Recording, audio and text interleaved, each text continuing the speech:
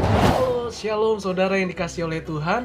Senang kembali berjumpa dengan saudara dimanapun saudara berada. Saya mau menyapa saudara di dalam kasih Kristus, karena kasihnya tidak berubah dulu, sekarang, dan sampai selamanya.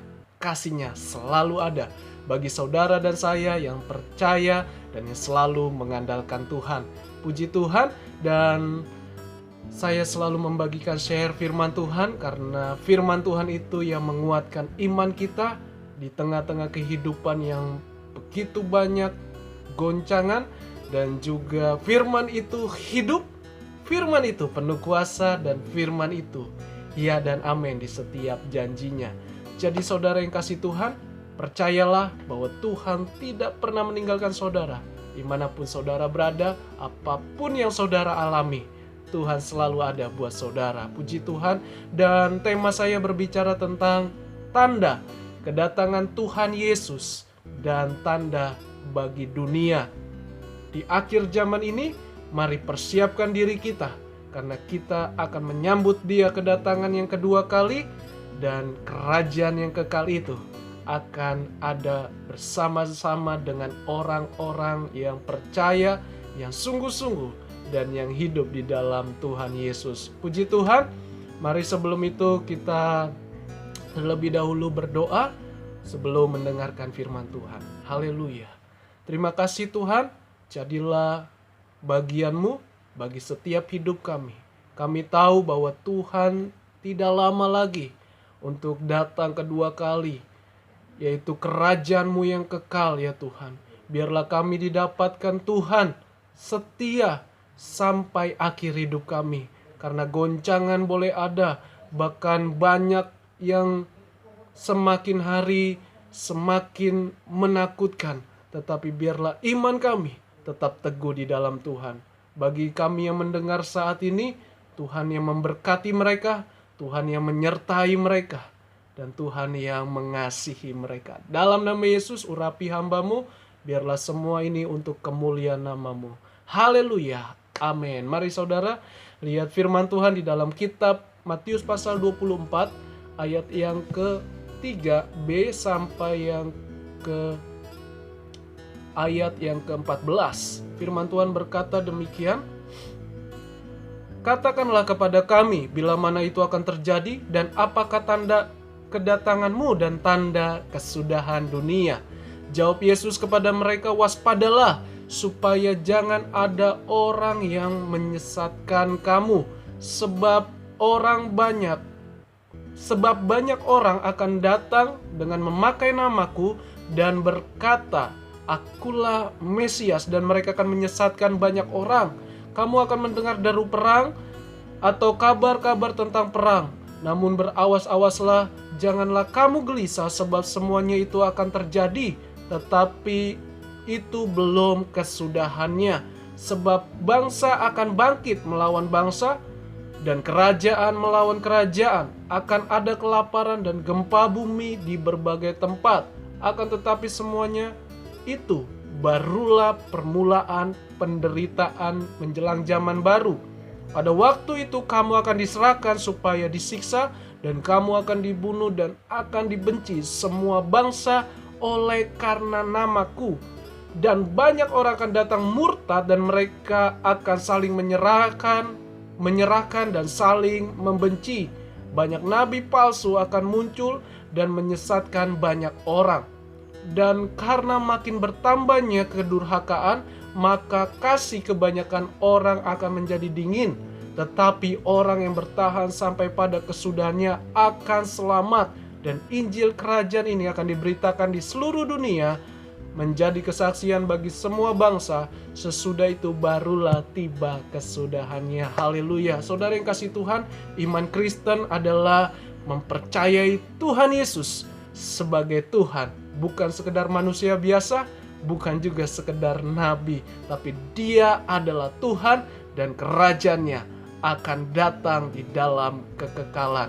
Karena suatu waktu kita akan meninggal dan kita akan bersama-sama Dia. Dan sebelum itu juga kita akan menyongsong dan menyambut kedatangannya. Mari persiapkan diri kita selalu untuk menyambut kedatangan Tuhan. Puji Tuhan. Saudara, konteks ini berbicara di mana murid-muridnya sedang berbicara atau ngobrol dengan Tuhan Yesus. Apa tanda kedatanganmu dan tanda dunia? Tuhan Yesus menjawab, dikatakan, waspadalah supaya jangan ada yang menyesatkan kamu. Karena mereka akan memakai namaku dan menyesatkan banyak orang. Banyak orang akan mengakui Yesus. Akulah Yesus, akulah Mesias, akulah yang akan memberikan damai sejahtera di bumi. Tahukah saudara, jangan mudah percaya karena mereka tidak berakar dan tidak mempunyai dasar kebenaran. Tetapi Tuhan Kristus atau Tuhan Yesus Kristus telah memberitahu, hati-hati, waspada terhadap zaman ini. Banyak orang yang akan menyesatkan. Kamu dengar deru perang, kabar perang, tapi jangan gelisah hatimu. Itu penting, jangan gelisah hatimu, sebab semua itu harus terjadi, tetapi belum kesudahannya, belum kedatangan Tuhan. Yang terpenting di sini adalah mari persiapkan selalu untuk menyambut kedatangan Tuhan yang kedua kali. Tetaplah setia, dan yang paling penting, jangan gelisah. Lalu tanda dunia adalah bangsa akan bangkit melawan bangsa, kerajaan akan melawan kerajaan, akan ada kelaparan dan gempa bumi di berbagai tempat. Semua itu barulah permulaan penderitaan zaman baru. Artinya setiap zaman punya kesusahan masing-masing. Semua akan bergoncang, ekonomi bergoncang, apapun bisa digoncangkan. Tetapi orang yang bertahan, orang yang di dalam Tuhan tidak akan mengalami goncangan. Sebab apa? Ada Tuhan selalu menyertai kita. Dan bagaimana keadaan manusia pada waktu itu? Yaitu orang yang percaya, yang beriman kepada Tuhan Yesus akan disiksa, akan dibunuh, akan dibenci. Semua bangsa akan membenci karena nama Yesus, karena orang itu beriman pada Yesus, karena mereka hidup bagi nama Tuhan. Tahukah saudara, Tuhan sudah lebih dahulu memberitahu kepada kita akan banyak anak Tuhan disiksa, dibunuh, dan dibenci.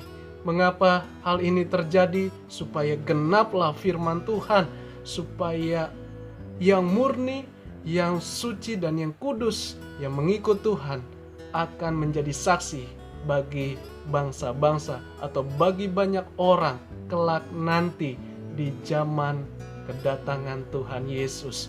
Jadi bersiaplah saudara, sekalipun ancamanmu nyawa, engkau tidak kehilangan apapun karena engkau sudah ada bersama dengan Tuhan. Dan dikatakan lagi banyak orang akan murtad, artinya banyak orang yang kecewa, yang tidak berpegang lagi pada kebenaran firman Tuhan. Mereka menjadi bebal, menjadi pahit hati, akhirnya mereka timbul namanya kebencian, saling menyerang antara saudara dengan saudara. Bagi mereka yang imannya sudah mulai berbalik dari Tuhan, artinya dia sudah mulai menjauh dari Tuhan, dan juga akan muncul nabi palsu. Sekarang spirit palsu atau spirit-spirit nabi palsu sedang bekerja di tengah-tengah dunia ini. Dan suatu saat akan banyak nabi palsu yang membawa ajaran yang baru dan memberi janji sebagai kebenaran, saudara. Jadi dampaknya adalah banyak orang yang mengikutinya, banyak orang yang tergoda, banyak orang yang tersesat. Jadi selanjutnya dikatakan bertambahnya durhaka, artinya sifat memberontak, sifat menolak. Itu terjadi bagi banyak orang. Karena apa? Kasih mulai menjadi dingin. Artinya dulu cinta mula-mula kepada Tuhan itu baik, tapi saat itu juga mulai dengan proses pemurnian akhirnya kasihnya makin dingin. Tapi doa saya supaya saudara tetap setia apapun keadaan saudara.